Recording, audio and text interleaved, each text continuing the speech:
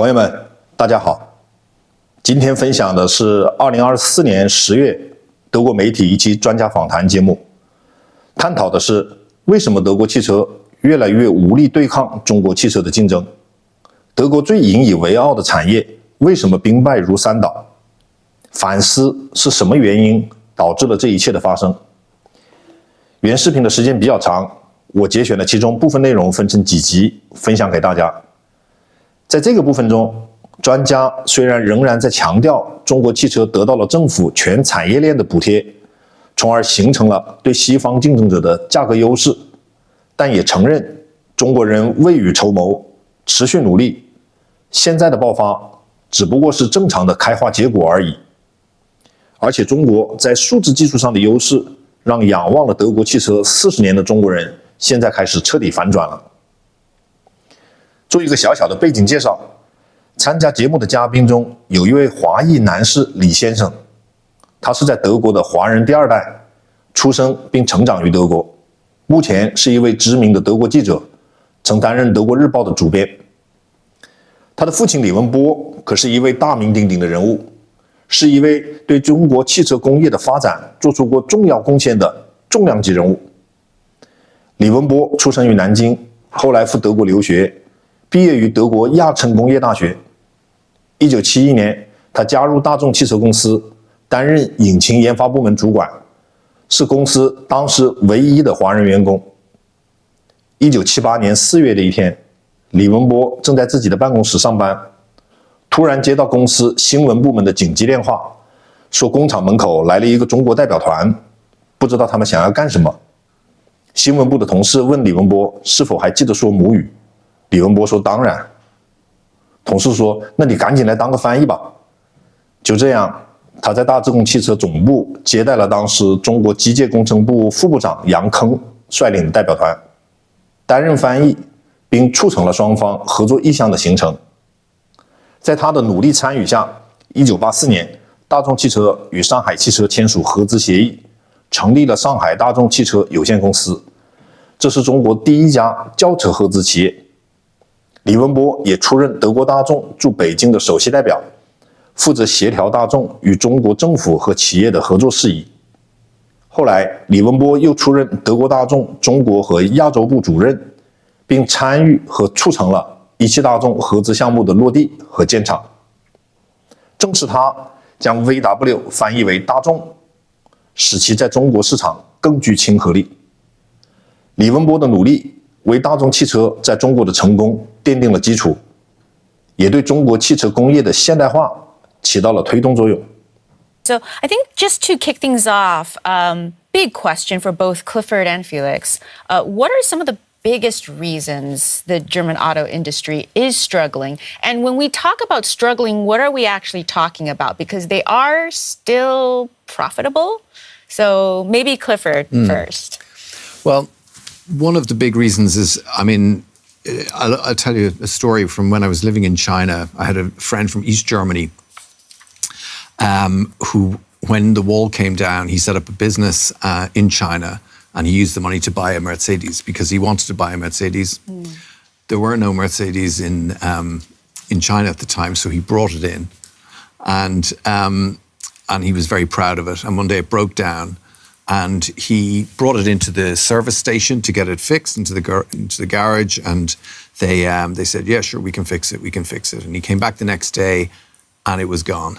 And the garage was gone. Whoa. Oh, wow. So this is early days. The only people who wanted Mercedes more than the East Germans were the Chinese at that point, right? So he found it eventually. It's kind of stood out in Beijing because it was the only one.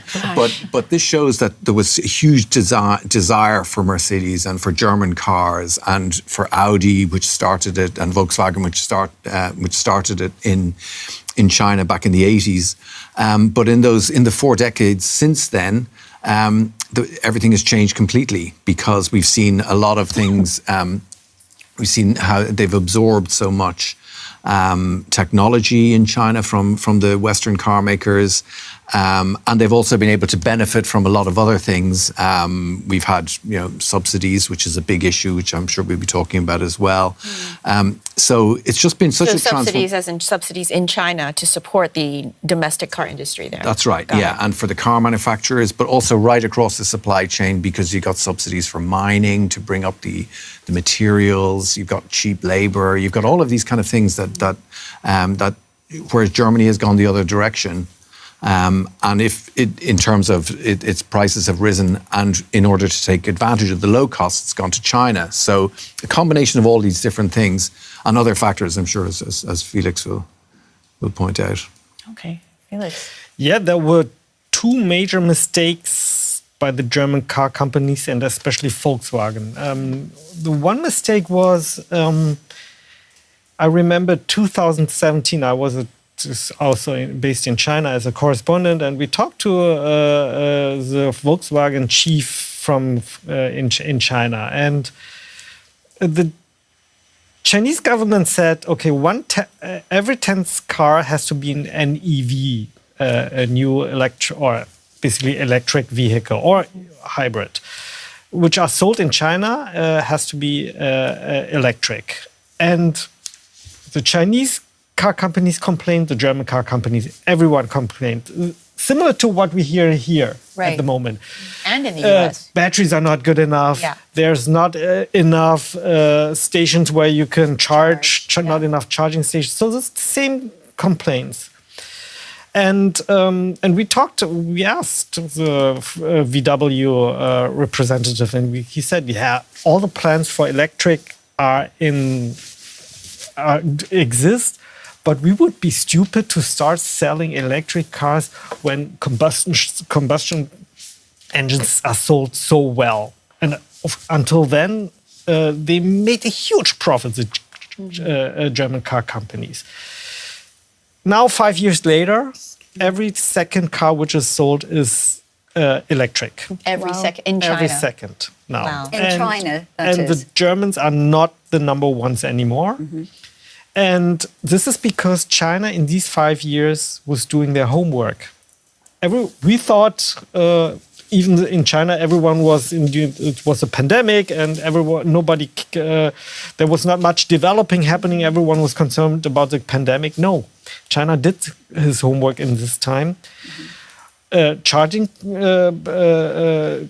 is not an issue anymore, at least in the big cities. Right. And the batteries. I mean, BYD, CATL, they have batteries now 800 kilometers, with a range of 800 kilometers. Because BYD originally started out as a battery company, not a car company. That I do know.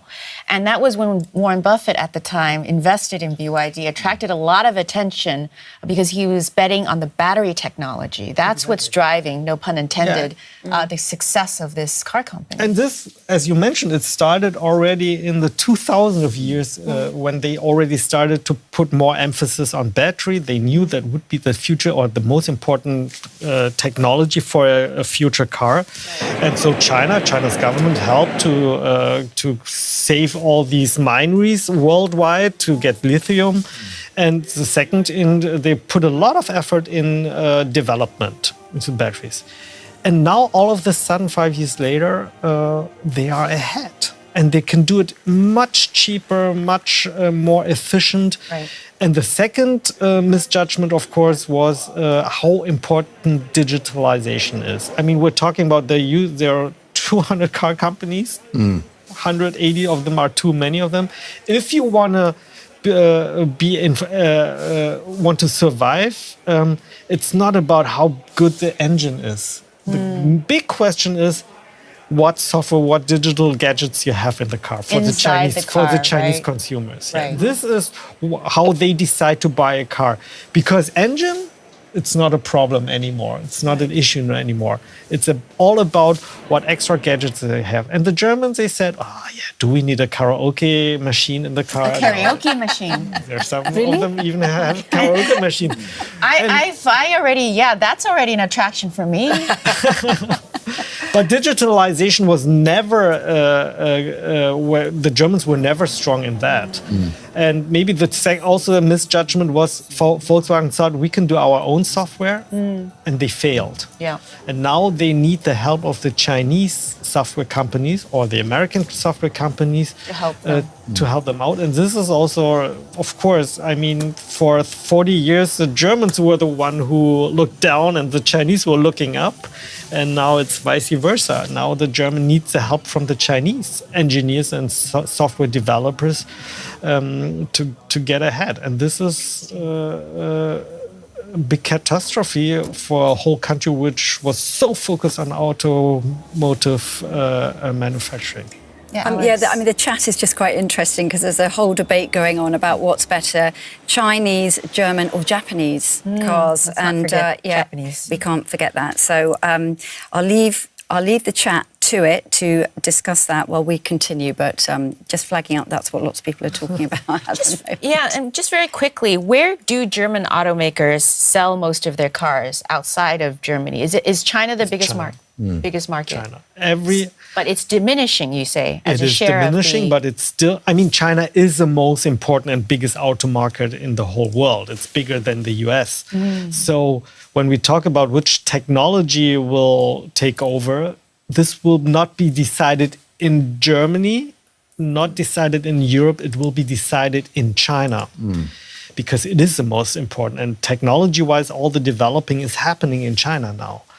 And until recently, I mean, Volkswagen has 39 factories where they are involved in China. In China. Almost every second car which, until recently, which Volkswagen sold was in China. So they are so dependent on the Chinese market.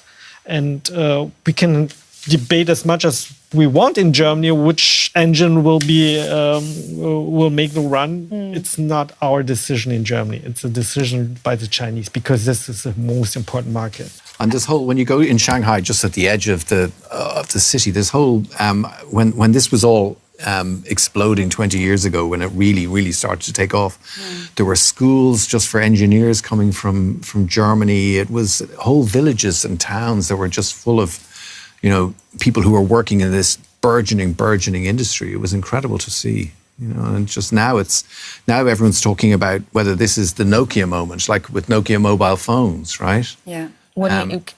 Nokia had such dominance in the mobile phone market globally, and then suddenly it just disappeared because other They stopped innovating. They stopped. I mean, the iPhone came along. That was the big innovation, but also the Chinese producers had a big impact on that. And of course, the iPhone was being made in China at the time. Or the Kodak moment, the way everyone used to have Kodak cameras, and then suddenly it's all on the phones, And now people are saying that a once treasured German concept, this idea that Germany was the best car maker in the world, and it was, and in many ways it still is. But it's the market has changed completely, and I think the speed at which it's happened has taken everyone by surprise.